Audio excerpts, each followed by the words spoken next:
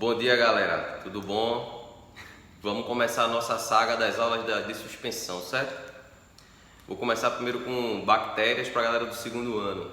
Então vocês que é do terceiro, por favor, não vejam esse vídeo, só veja o vídeo que for do terceiro ano. Vamos lá? Tem um amigo meu aqui apertando os botões do meu computador, viu que vocês conhecem muito bem, chamado Leandro, está me ajudando, certo? Então quando eu disser assim, passa aí, é Leandro, não é ninguém não, tá certo? Vai, Leandro, mete bronca aí. Pode apertar, vai apertar, até aparecer todos os... Vai apertando, até aparecer tudo que tá aqui, tipo. Pronto, vê só, esse material eu vou mandar para vocês, certo? Não tem estresse não precisa ficar agoniado anotando quando estiver vendo o vídeo não. Então, a gente vai começar aqui com bactérias e arqueias, tá? Bactérias e arqueias tem sido a forma de vida mais abundante em nosso planeta nesses últimos 2,5 bilhões de anos. Bactérias e arqueias provavelmente foram os primeiros organismos da Terra e transformaram o ambiente que era inóspito, possibilitando o aparecimento e a evolução das espécies. Para ser uma bactéria, pessoal, preste atenção, tem que ser um organismo unicelular e tem que ser constituído por células procarióticas. Que danada é isso? Para quem assistiu às aulas da professora Adriana, certo? Lá em célula no primeiro ano, viu que tem dois tipos de célula, procarióticas e eucarióticas. Quais são? Qual é a diferença entre elas? Quer dizer, células procarióticas são aquelas que não têm um núcleo individualizado, certo? E células eucarióticas são aquelas que têm um núcleo individualizado. Não entendi, professor, não sei dizer assim, então é só você botar na sua cabeça. Procarióticas, quem são? As células das bactérias e arqueias. E tudo que não for bactéria ou arqueia não é procariótica, beleza? Aqui vai estar a classificação, como a gente viu lá a questão de taxonomia, certo? Então, de acordo com a classificação de Robert Whittaker em 1969, as bactérias, assim como as cianobactérias, algas azuis, estão incluídas no reino Monera. Em 1990, Carl Woese propôs uma nova classificação reconhecendo 3 domínios. Isso a gente viu nas aulas de taxonomia. O domínio é domínio bactéria, que engloba as bactérias, domínio árquea, que engloba as árqueas, e domínio eucária, que engloba todos os seres eucariontes, animais, vegetais, fungos, certo? Aqui a importância das bactérias. Assim como qualquer ser vivo, as bactérias possuem papel fundamental no ambiente, na fixação do nitrogênio.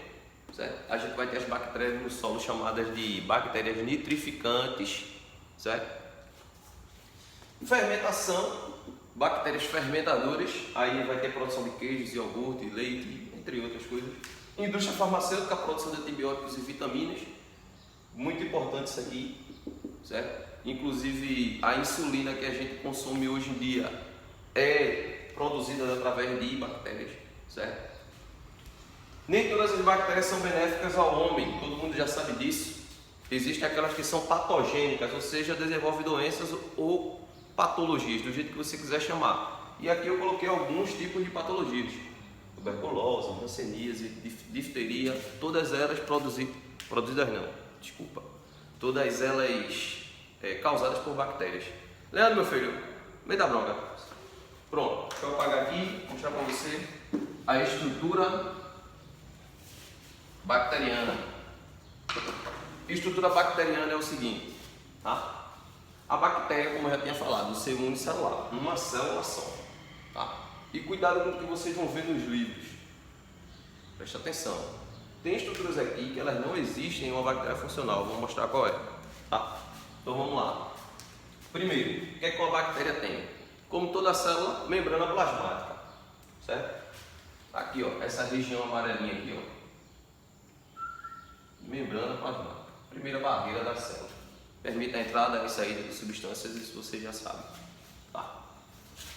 Toda bactéria ela tem um material genético, tá aqui no meio, ó, e perceba que esse material genético ele não tem uma camada que envolve ele, que a gente chama de carioteca, certo? Ele está disperso no citoplasma da célula.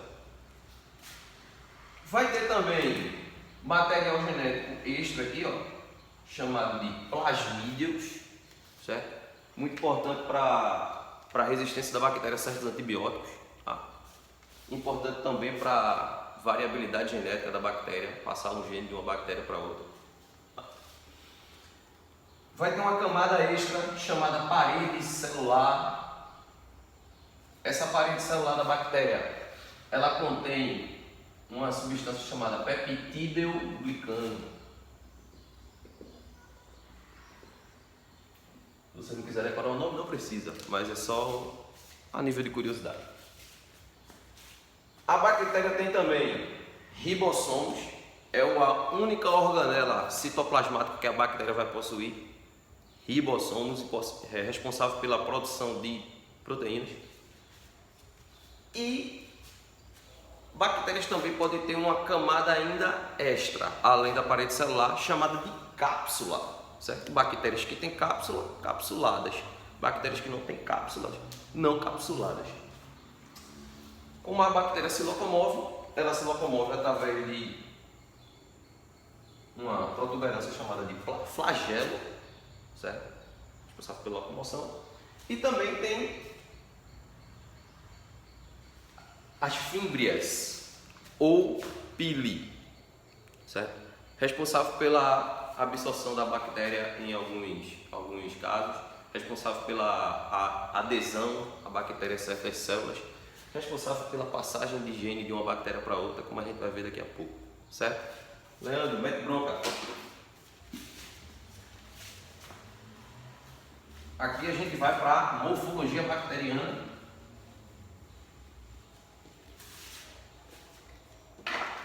A classificação das bactérias de acordo com a sua forma, certo? Aí a gente tem o seguinte: existem basicamente cocos, não é cocô, é cocos, certo? Bacilos e outros tipos que a gente vai ver ali. Os cocos, eles têm uma forma esférica. Aí vão existir aqueles que vivem duplinha, dois cocos juntos, tá? Diplococos.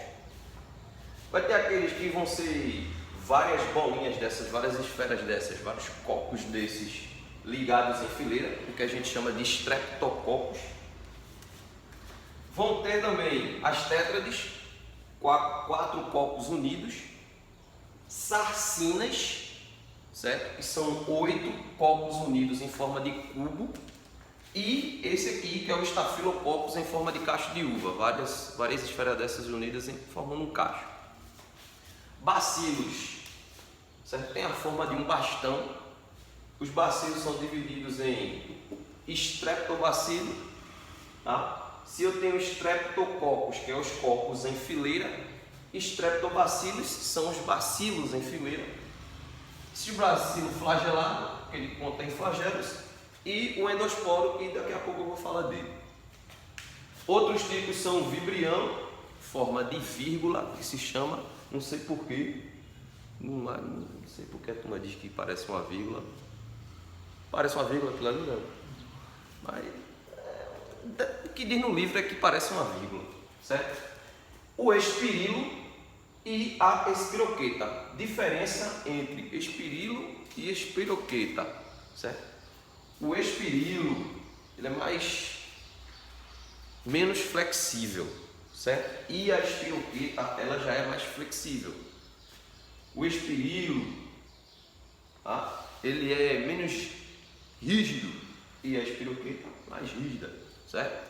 Então, desculpa, é o contrário. O espirilo é mais rígido e a espiroqueta é menos rígida. É isso aí. Vou passar. Nutrição bacteriana, vamos lá. Não precisa passar não, porque isso aqui eu vou ter que fazer o... Agora você vai ter que escrever. Isso aqui é fugir, né? Então vamos lá. Nutrição bacteriana, como é que as bactérias se alimentam? Muito simples. Vamos lá. Primeiro, toda a nutrição ela se perpassa através de 2 pontos. Ou ela é uma nutrição heterotrófica.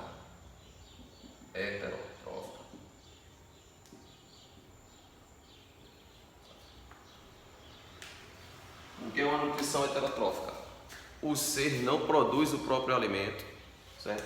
Aí dentro dessa nutrição heterotrófica, a gente tem, vamos lá, Primeiro tipo de bactéria, nutrição heterotrófica, aquelas que são chamadas de saprofágicas ou saprófitas, tanto faz. O que é uma bactéria saprofágica? Ela se alimenta de cadáveres, certo? O ser está lá entrando em decomposição, ela vai lá, se alimenta do ser. Bactérias parasitas. As parasitas se alimentam do ser ainda vivo, certo? Geralmente são aquelas que causam doenças. E as bactérias que são simbiontes. Bactérias que são simbiontes. Aquelas que têm relação de ganho com outro ser vivo. Um exemplo, bactérias que vivem no estômago de ruminantes, certo? O ruminante ele come muito capim e ele precisa digerir essa celulose de alguma forma, a celulose que tem lá na planta. A celulose ele não consegue digerir, quem digere a celulose são as bactérias que estão no trato digestivo dele. Então essas bactérias absorvem, digerem essa celulose, produzem energia, certo? Para o ruminante, tranquilo? Eu tenho também a nutrição autotrófica. A nutrição autotrófica é quando a bactéria produz seu próprio alimento. Aí a gente tem dois tipos aqui. Existem bactérias quimiosintetizantes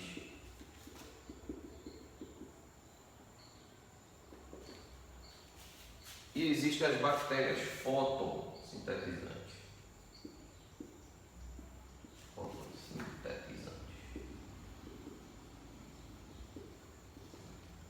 As bactérias fotossintetizantes, vou começar por ela, porque eu acredito que vocês já ouviram falar de fotossíntese.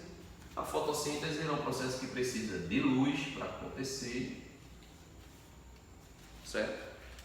E as bactérias, não todas, certo? Tem bactérias que têm clorofila, como as cianobactérias, mas tem bactérias que não têm. Tem um outro pigmento parecido, semelhante, chamado de bacterioclorofila.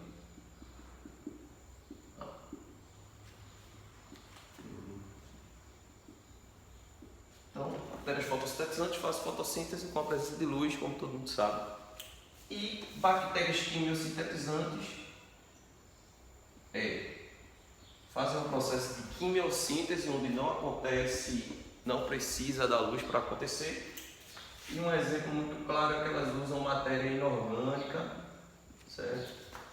A fotossíntese também usa matéria inorgânica. E um exemplo aqui são as bactérias sulfuradas, que usam um ácido chamado sulfídrico. Existem no fundo de oceanos, por exemplo. Quanto ao metabolismo, certo? Vou apagar aqui. As bactérias heterotróficas, elas podem ser divididas. Quanto ao metabolismo, elas podem ser divididas. As bactérias heterotróficas em bactérias aeróbicas,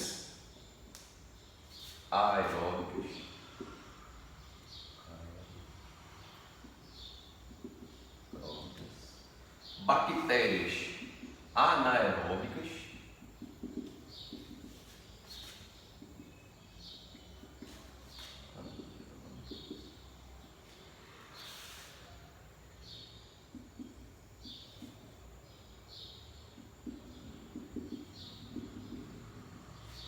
Aí essas bactérias anaeróbicas ainda sofrem uma outra divisão que eu vou mostrar para vocês. Elas podem ser anaeróbicas obrigatórias, que eu já ia esquecendo de colocar. E podem ser bactérias anaeróbicas facultativas.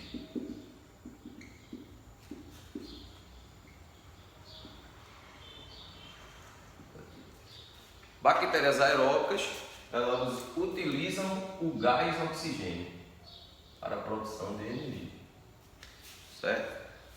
Bactérias anaeróbicas obrigatórias e bactérias anaeróbicas facultativas. Eu esqueci de colocar a palavra anaeróbica aqui. Deixa eu ajeitar.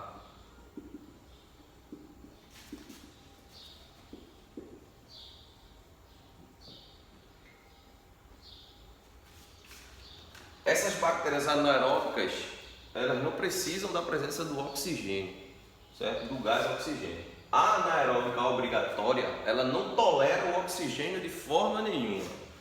Por exemplo, a bactéria que causa o tétano. Já a bactéria anaeróbica facultativa, ela tanto faz se ela tiver na presença de oxigênio ou não para produzir energia. Para ela não interessa muito se vai ter ou não oxigênio. Mete o dedo. Reprodução bacteriana.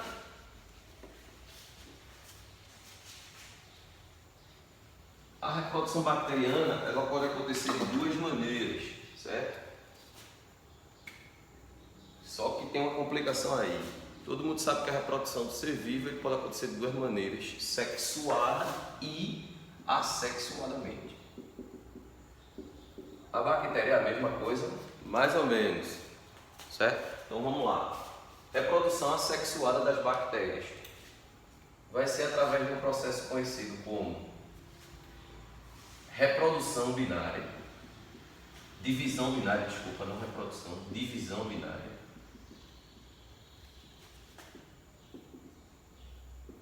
Divisão binária. Pode ser também chamado de cisparidade. Cisparidade ou bipartição, são vários nomes para a mesma coisa. Certo? Uma bactéria vai dividir e formar uma nova bactéria, duas bactérias agora. Uma vai ser o clone da outra. E pode ser por um processo de esporulação, onde a bactéria vai formar um esporo chamado de endosporo.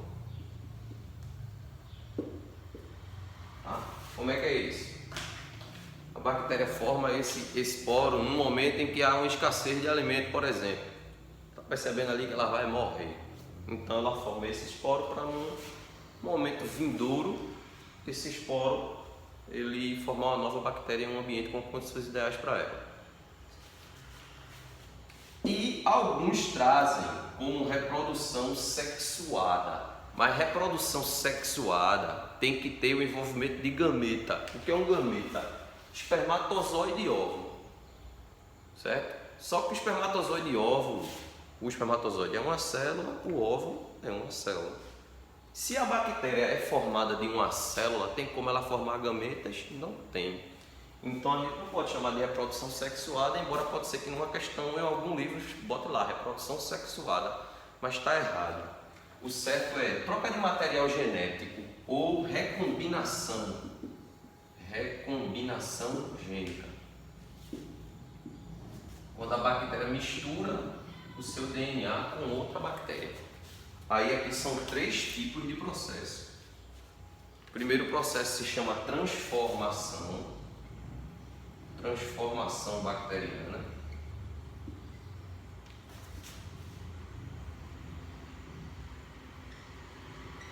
A transformação bacteriana é pedaços de DNA são dispersos no meio. A bactéria vai absorver esses pedaços de DNA de alguma forma e vai incorporar esse DNA, o DNA dela.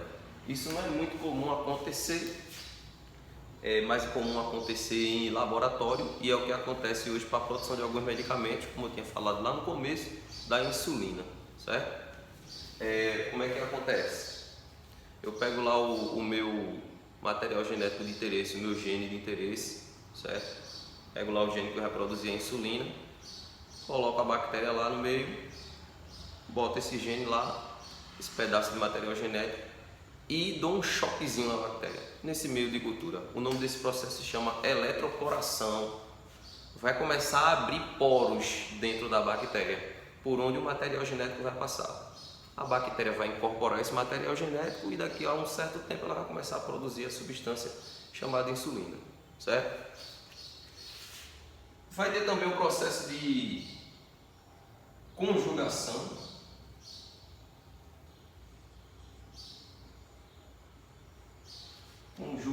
bacteriana,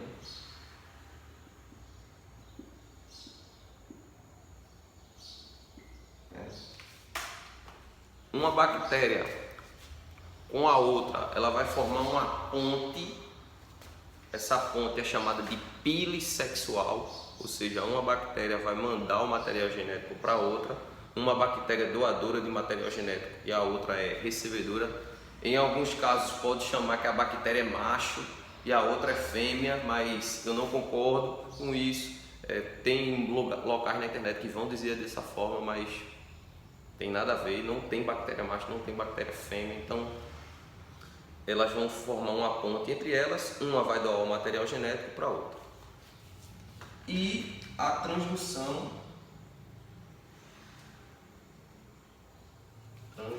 bacteriana.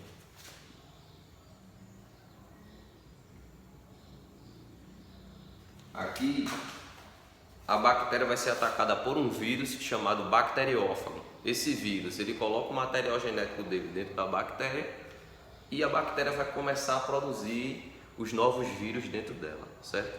Só que é o seguinte, de alguma forma a bactéria colocou o material genético dela dentro desses vírus e esses vírus consequentemente vão atacar outra bactéria. Quando ele atacar outra bactéria, ele vai passar o material genético daquela bactéria que ele tinha destruído para a nova bactéria que ele está atacando, certo?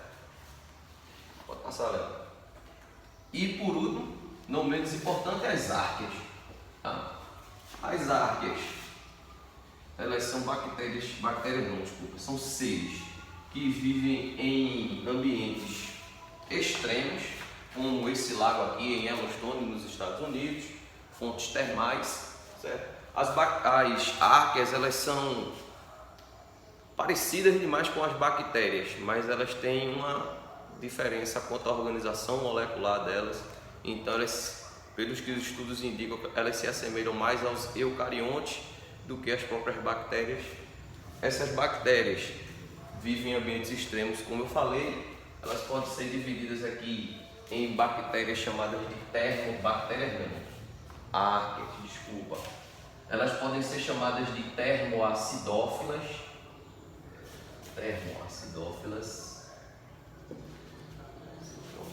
Eu acho que eu escrevi certo o nome, sou péssimo em acentos. Termoacidófilas são bactérias que vivem em altas concentrações de acidez alta e altas temperaturas, em torno de 60 a 80 graus Celsius, coisas que a gente não consegue suportar. Temperatura. Tem também as halófilas, que são bactérias que vivem em ambientes de alta concentração de sal, alta concentração salina. E também tem as metanogênicas, tá? Como as principais árqueas. Essas metanogênicas, elas vivem no estômago de ruminantes, certo? Produzindo o gás metano. Espero que minhas bênçãos tenham gostado. Demorei um pouquinho, mas é assim mesmo, certo? Cheiro na criança, cheiro na família, estuda miséria.